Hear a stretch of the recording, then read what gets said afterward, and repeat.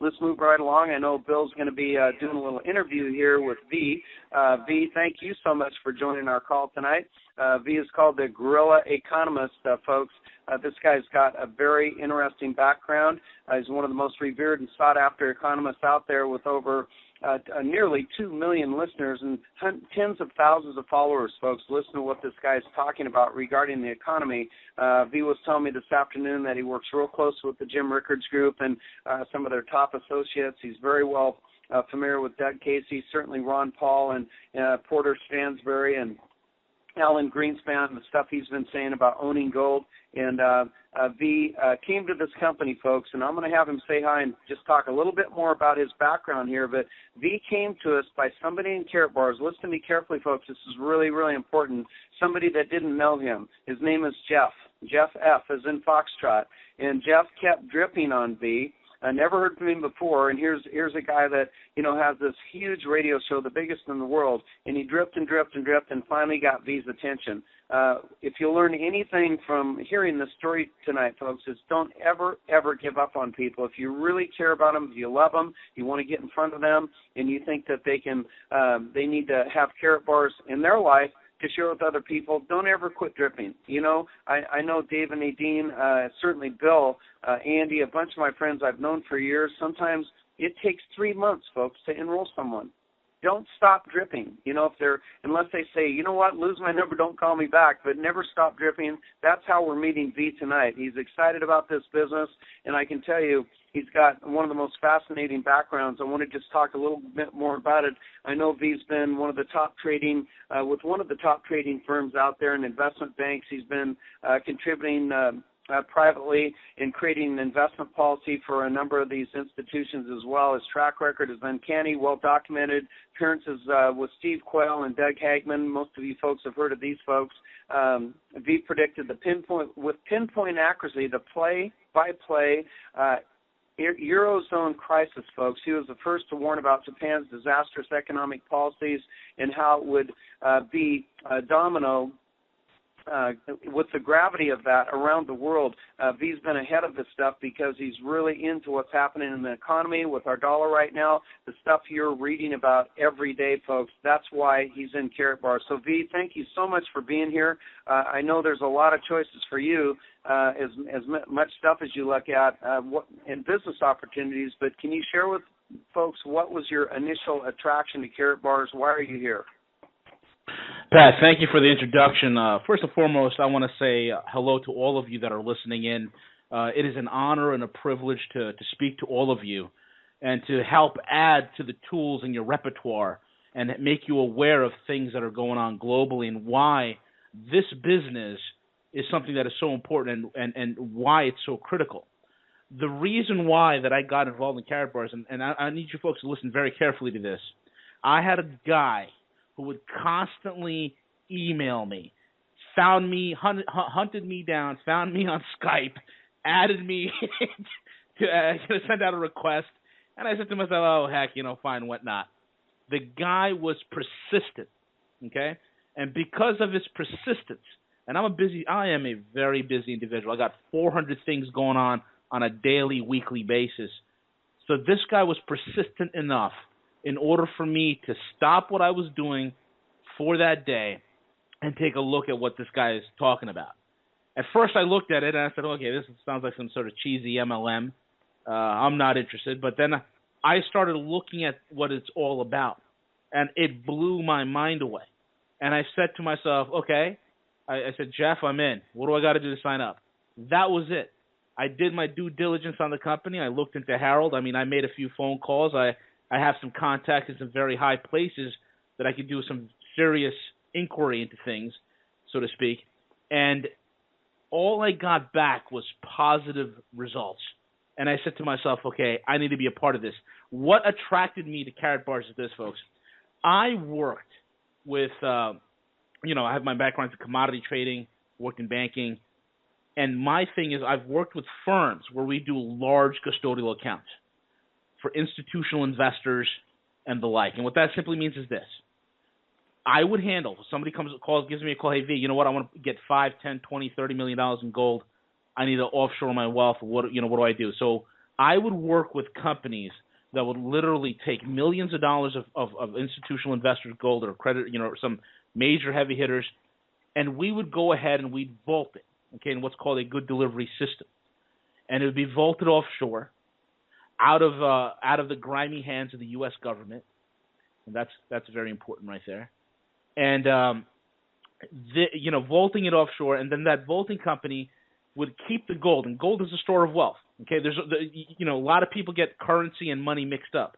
Currency is that worthless paper trash you have in your wallet that you're using for exchange of goods and services currently right now. That's currency. It's legal tender, meaning it's somebody else's debt obligation. Money has always been gold and silver. And when you get to the upper echelon of the game, you get to the upper levels of the game, nobody's trading paper. It is a hard asset game. That's what it's all about. It is gold, it is silver, it is rare earths, it is strategic metals, it is land, it is hard, tangible assets. The elites do not play in paper. They let the masses play in the paper, okay? So this custodial gold thing, okay? So we'd have these accounts set up offshore, outside of any sort of governmental confiscation or things of that sort. It's outside the banking system, which is important, which means it's removed from any sort of third-party counter risk. Meaning, if you're buying your gold from a bank, quote unquote, that sells you the gold, if that bank goes bust, then your gold goes bust. Okay, you're not going to get it no more. You have to deal with somebody who has a close relationship with a refiner, and we dealt in something called the good delivery system or the good delivery network, and this is very important. A good delivery system is basically a relationship between a broker, vaulting companies, bullion banks, and refiners. Okay, so the broker would go to the refiner and get the gold, pure gold, cutting out the middleman, LBMA certified, serial number, the whole nine yards. Let me know if some of this stuff sounds familiar, right? Okay. Then he would vault it. And whenever he needs delivery of it, they can either deliver it or provide him cash. So in other words, he sets up his own little banking aspect, his own little offshore entity, so to speak. Okay. So when I saw Karat bars, and when I looked at it, I said to myself, my God, they're doing the same thing. But they're doing it on a level where you don't need to be a multi-millionaire in order to get involved. They are putting the most precious, tangible asset that you and I could own into the hands of every single able-bodied person. That is what blew me away. They have a relationship with a LBMA certified refiner. You're getting a gram of gold that has a serial number on it. You have vaulting capabilities. Karat bars are vaulted for you. They could liquidate it for you. They could deliver it, ship it directly to your front door. And it's outside of the banking system, meaning it's outside of any sort of third-party counter risk. So when I looked at that from my big world that I'm dealing with all these major players, and I saw a company taking the lead in bringing something that was once relegated to somebody with a very high net worth and bringing it to a level where the average person could afford it, I was blown away. And I said to myself, this is something I need to be involved in. Because the way the world is going, if you are standing there holding paper, and I don't care what it is, I don't care if it's a stock, I don't care if it's a bond, I don't care if it's a mutual fund, I don't care if it's an annuity, I don't care what it is. It is all denominated in the most toxic asset in the world, which is fast becoming the United States dollar. And that, Pat, is the reason why I got involved. Wow. Well, that's about the most amazing answer. I know that was ringing Cheryl Gober's ears. For sure, it rang my ears and everybody on this line, B. That is absolutely amazing. And you answered my second question, why do you think Karat bars is the answer? And you just gave it. So, you have a lot in common, B, with our good friend and host, Mr. Bill W. tonight. Bill owned his own brokerage firm for 22 years and worked with accredited investors all over the planet doing hedge funds and gold and silver packages and every kind of commodity you can imagine. So I know Bill wanted to communicate with you tonight and ask you a couple of questions as well. So, Bill, I've got a couple more at the end, but go ahead. Yeah, AV, I appreciate that little blast you just gave us. That was amazing, and you answered the question so succinctly. I appreciate that. But I know you have your hand on the pulse of the economic climate, and you do produce a very successful radio broadcast show, and I hope that myself and a lot of others will tune into that here in the future. But thinking about the current situation, the sudden surprising decline in oil prices, it's been good for global economic growth, good for us buying gas and diesel. But many forces are blowing the other way, and among them are the slowing growth in China, the recession in Russia, stagnation in Europe, and, commodity producers. You mentioned commodities. I had my turn at that too. But they're reeling from lower prices right now, all the side effects of the rising U.S. dollar, which is supposed to be weak against all other currencies. So those are in emerging markets. So what do you think that's going to do for the future of gold? I know you like gold, as do I, and some people do and some people don't, but where do you think that's going to leave the future for gold? Well, you got to look at it this way, okay? I have a lot of contacts within the BRICS organization. I have a lot of contacts in Russian finance. And it's amazing to me that I can get on the horn with a colleague of mine in Moscow, with a colleague in Crimea, with a colleague in St. Petersburg, and talk to them and say, hey, what's going on over there? Their answer is, what recession? The question is, the hard reality is this, folks. You are having the death of the king dollar. You're having the death of the petro dollar, okay? And the whole oil thing is something that I've written about months and months and months ago before it even happened. And it's something that's part of a larger geopolitical play. But in terms of what's really happening with China, Russia, the BRICS nations, here's what's really going down. The best performing stock market of 2015 year to date is the Russian stock exchange. The best performing currency right now, where the dollar has lost 30% of its value, is the ruble. Okay? This is something that's not trumpeted in mainstream American press because they wanted to, toe that tagline, oh, the sanctions are hurting the Russians. Oh my God, it's slow down in China, this, that, and the other. The reality is, the cold hard reality is that the Russians and the Chinese know that in order for them, it's kind of like paper, rock, scissors, the kids' game. The U.S. is playing with a lot of paper. The Russians and the Chinese are playing with rocks. They're playing with hard assets. And the way that you break this paper monopoly, the stranglehold that the West has gotten, that the insolvent West has gotten on much of the world economically, is to beat it with hard assets. So while all these sanctions, which have backfired and hurt the U.S. economy more than anything else, has been happening, the Russians and the Chinese have been buying vast amounts of gold. Okay? Now, the low oil prices, it's something that I've warned about, and this is how it ties in. Oil, folks, is a financialized instrument. It is probably one of the most financialized instruments out there. And what I mean by financialized is this. We all remember back in 2008 when the mortgage crisis started. Okay, what happened before that? Well, before the 2000 when Greenspan come out and said everybody's right to own a home, and he loosened lending practices, which I like to call he made it basically, if you can walk into a bank and fog a mirror, they gave you a loan. Okay, we had the liar loans, we had these subprime mortgages. What happened was, mortgages, which were at one time an asset, okay, became financialized, where all of a sudden now it's being used as collateral and is leveraged 10, 20, 30, 40 times. That's why today you have people whose homes are getting foreclosed on, yet they're current on their mortgage payment. They're like wondering, wait a minute, what the heck's happening? Right? Well, it was because, their mortgages got sold off 10, 20, 30 times down the road. Some bank somewhere defaulted, and now somebody's coming to collect on the collateral. It's the same thing with oil. Oil, vast amounts of financial industry has been built around $80 to $100 oil. They weren't ready for it to go to the the 50, 40, soon to be in the $30 range. They're not ready for that. So what's been happening, and was one thing I predicted, is that during the wintertime, and we had a cold winter this year, it kept the demand for natural gas going and the demand for home heating oil going.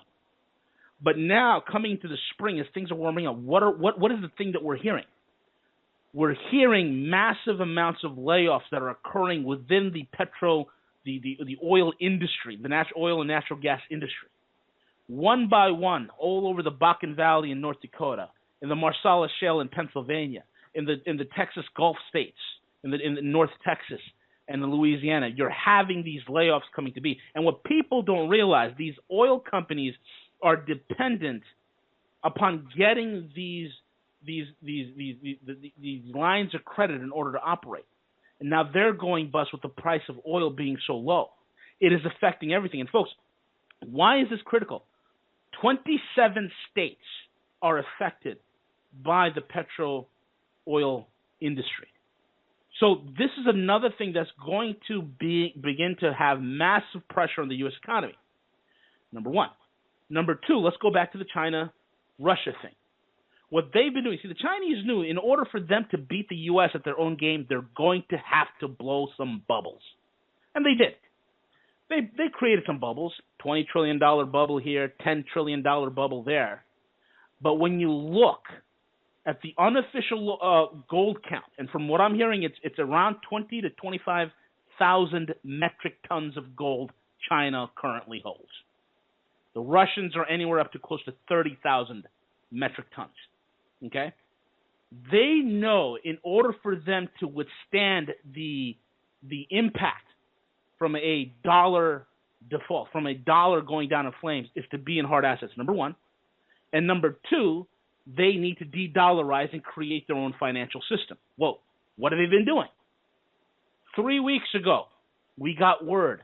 China launched what's called the AIIB, the Asian Infrastructure Investment Bank. It is their counter to the IMF, okay?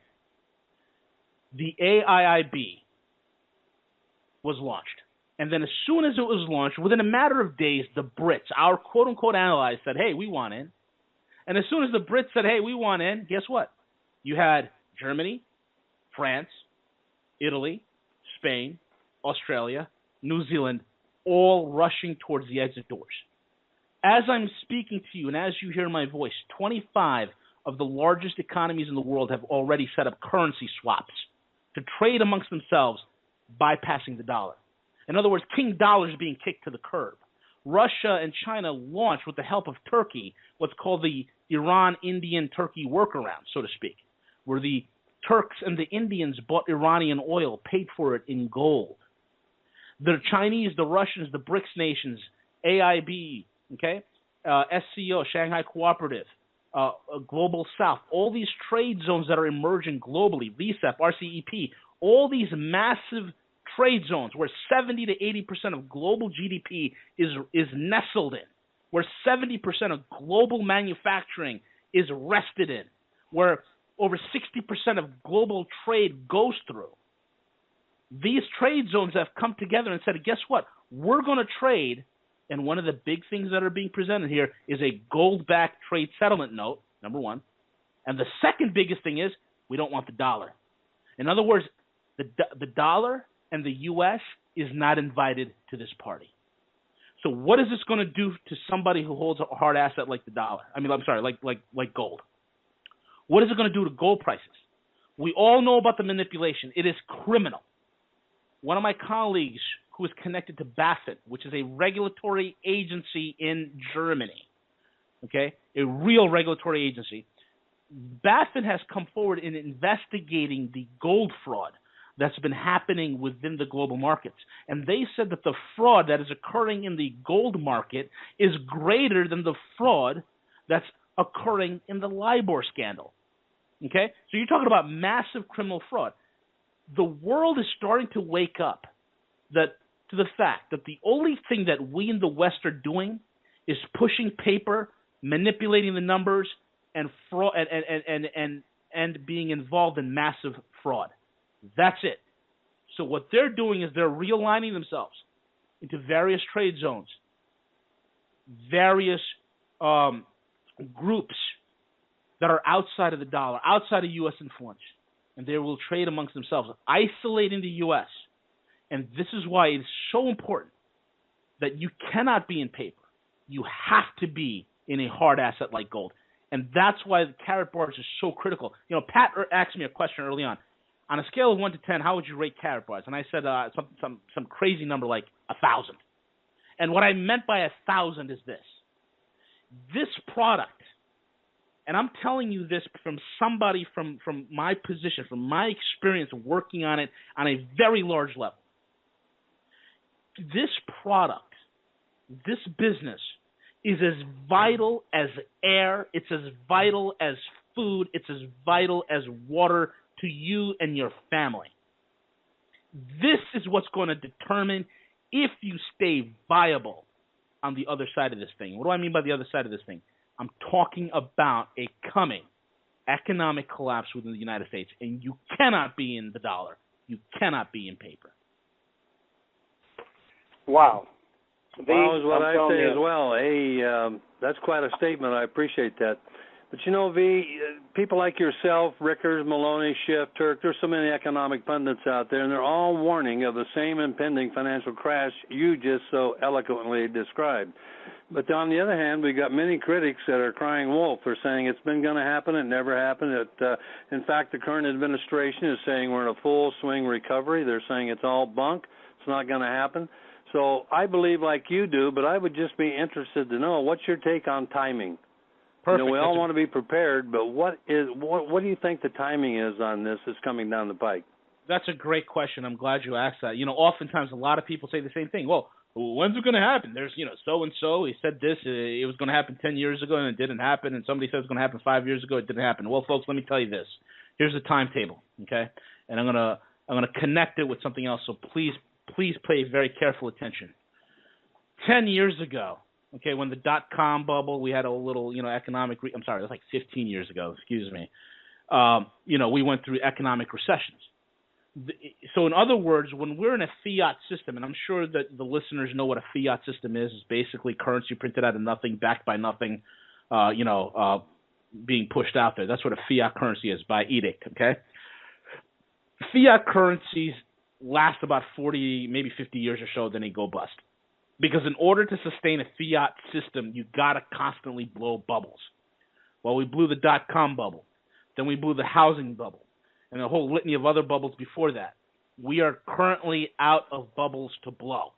So now we're into straight-up number manipulation, okay? And this worked. Okay, so so if I were to give everybody a succinct definition on the U.S. economic system, it's this. It is a giant Ponzi scheme. And one of the things I always said to people is a Ponzi scheme only works just so long as you have a willing sucker to buy into the scheme. As soon as you run out of suckers to sell your Ponzi scheme to, the Ponzi scheme falls apart. And the people realize, hey, the emperor has no clothes. It's the same situation in the global scale, okay? A couple of years ago, we didn't have the BRICS. Okay, you go back 15 years, there was no BRICS. There was no talk about a BRICS bank. There was no talk about between the Russians and the Chinese setting up these energy deals, $400 billion energy deals. Okay, there was no new Silk Road. Okay, there was no Eurasian trade zone, which compasses 17 time zones with massive amounts of global GDP and wealth concentrated there. There isn't any of that. But these things happened. Okay, people are like, well, why is Russia and China trying to destroy the dollar? Well, they're not really destroying the dollar. They're reacting to something that we are doing. The blame for destroying the dollar is ourselves. Okay? So years ago, we didn't have all these things. Now we have the AIIB. We have all these trade zones. We have all the infrastructure set up. We have the alternative to SWIFT for international banking. All these systems and subsystems are already set. It's already built. The infrastructure is there. They're just waiting for somebody to turn on the switch. That's it. Everything is there. And what is that switch going to do? Everybody's in place. They're just waiting for the dollar to get done away with. Okay? And as I'm talking to you guys, okay, my latest report states that foreign nations, especially in the developing, emerging markets, have increased their foreign reserves by 400%, and that does not include the dollar. They're de-dollarizing. Russia has dumped 50% of its dollar holdings. The Chinese are dumping the dollar holdings. These things never happen. You go to a bond auction today in the United States, the number one buyer of U.S. bonds is the Federal Reserve. I mean, that's insane. The number one buyer of U.S. debt is the American Central Bank. I mean, it's crazy. Okay? So this game can't continue, number one. Number two, the infrastructure is in place. Everything is ready globally for this thing to blow and for the world to move on without the dollar. It's already in place. What you're seeing globally with all this terrorist nonsense, all this propaganda about Russia invading Ukraine and all that other nonsense, which is not the case, folks. This is all propaganda because the dollar's dying. Okay? Now, that being said, one of the things that I've gotten from my sources and from the data that I'm looking at, I put out a report stating, and various reports, back in 2013, 2014, that by the end of 2015, we're going to see the undermining of the United States dollar as the world reserve currency. What does that simply mean? I didn't say dollar death. I didn't say dollar destruction. I said undermined as world reserve currency. Okay? We enjoy the lifestyle we lead because of the simple fact that our currency is used as the de facto currency in world trade and as the de facto currency used for trading in oil, okay, for pricing oil. That's starting to change. The world does not need a petrodollar anymore. That's going away. The world reserve currency status is going away as well. Countries have woken up to the fact that they don't need that. They don't need to pay the middleman. So the very thing that financed our lifestyle, the dollar, is being ditched. Nobody wants it. They're throwing it out, okay? All these systems that I talked about earlier, these infrastructural systems that are set in place, okay, for a post-dollar world, that's in place.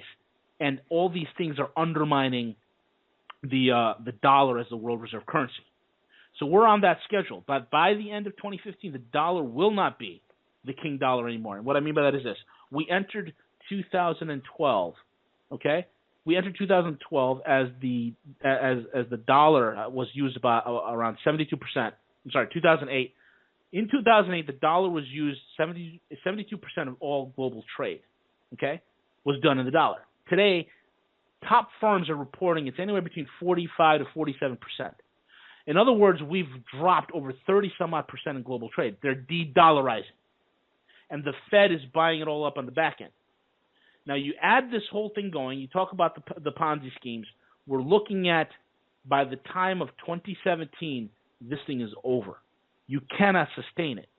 We got away with it before because people were willing to buy our debt.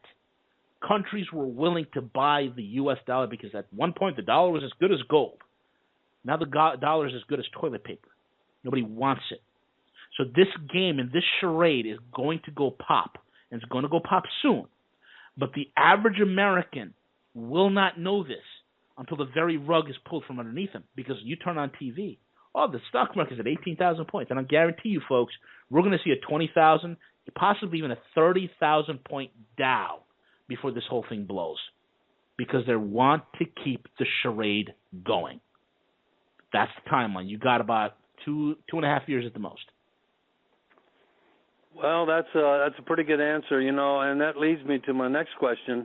You're in the know, as other pundits are, but most people that we talk to about Karat bars aren't.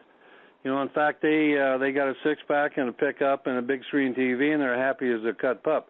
So they don't realize what's going on. So what would you, you know, when you're dealing with the average normal person that we do deal with, in your opinion, how would you suggest that they switch some of their paper money into hard assets and do it on a common sense level so that they don't think you're crazy and they don't feel like we're crying wolf or we're conspiracy theory, even though that may in fact be the truth?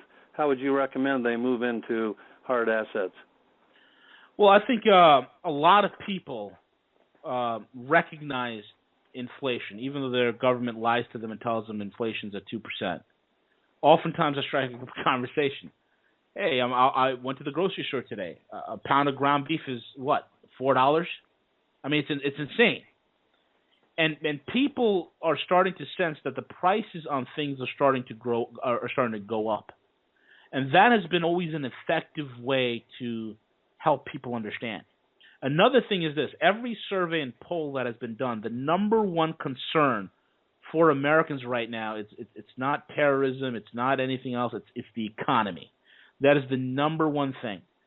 And then when you start telling people, hey, you know what, is there a way for you, if there's a way for you to diversify or to create an additional income stream for yourself, would you be interested?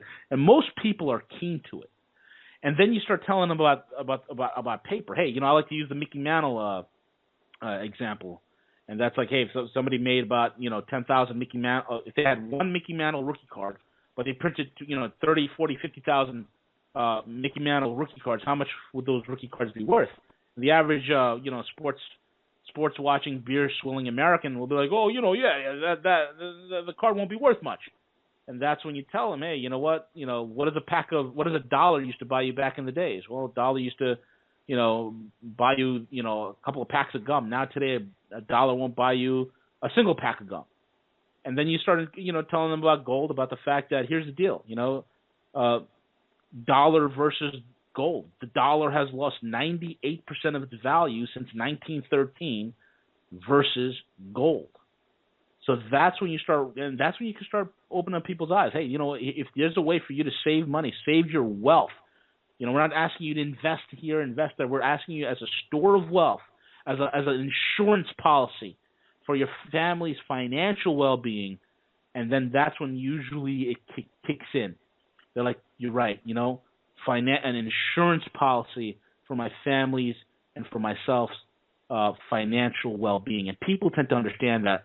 That's how I would pitch it, And I can get real gritty. But for the average person, I would pitch it as that. It's you look at inflation, you look at how to preserve your wealth, how to protect your wealth, and you look at the track record for gold. Which, folks, let me tell you something. You don't have to be ashamed of gold. Okay, because at the end of the day, here's the deal. We're telling people that their dollar has lost 98% of its value versus gold. And we're just letting them know that, hey, guess what? That last remaining 2%, you might lose that as well. That's what it's all about. People tend to get that. That's amazing, man, when it all hinges on 2%. Wow, what a loss that'll be. Oh, well, man. Anyway, I appreciate everything you've told us. You answered my next 4 questions, so I won't go there. You've done a great job. I want to appreciate you for that. But I do have one other request. We've got people on the line tonight. Some people are, we're just born-again affiliates. We love Karatbars. We're doing very well. But we do have new affiliates that haven't really gotten started yet, and we might even have a few looky-loos on the call tonight that are just checking out Karatbars. They want to know what it's all about. And what advice would you have for someone like that is either brand new, thinking about it, or is in it and has not engaged yet? Great question. For those people that are thinking about it, look, 100 years ago, in order for you to find out information, you'd have to go to some massive institutional library somewhere and dig through books and read current events, try to figure out what's going on. But we have this wonderful, incredible thing called Google.